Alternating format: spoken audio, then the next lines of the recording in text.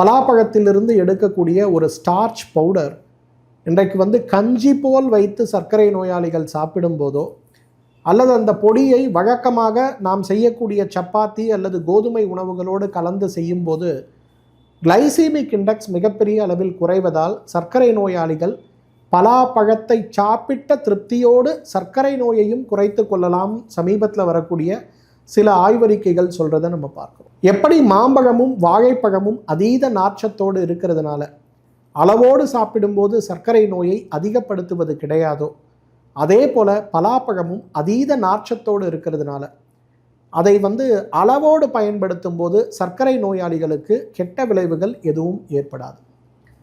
இந்த பலாப்பழத்துடைய மிக முக்கியமான குணங்களில் ஒன்று மிகச்சிறந்த மலமிளக்கி. இங்கே யாரெல்லாம் சர்க்கரை நோய் இல்லாதவங்க இருக்கீங்களோ, கான்ஸ்டிபேஷன் இருக்குன்னா 4 பலாச்சுளைகளை எடுத்து வாயில் இட்டு நன்றாக மெதுவாக மென்று மென்று மென்று சாப்பிட முடியுமான்னு பாருங்கள். அவ்வளவு நன்றாக மலம் கழிந்து உடல் ஆரோக்கியமாக இருக்கிறத பார்க்க முடியும். பலாப்பழத்துடைய மற்றும் ஒரு மிகப்பெரிய சக்தி குடல் புழுக்களை அழிப்பதில் அது ஒரு மிகச்சிறந்த மருந்துன்னு சொல்லலாம். பொதுவாக இனிப்பு சுவை இருக்கக்கூடிய பழங்களை சாப்பிட்டால் குடல் புழுக்கள் அதிகமாகும் சொல்லுவாங்க. ஆனால் பலாப்பழத்துடைய சக்தி இன்றைக்கு குடல் புழுக்களை நீக்கக்கூடிய அளவுக்கு ஆரோக்கியமான ஒன்றாக இருக்கிறத பார்க்கணும். பலாப்பழம் இன்றைக்கு வாத நோய்களை குணமாக்கும்.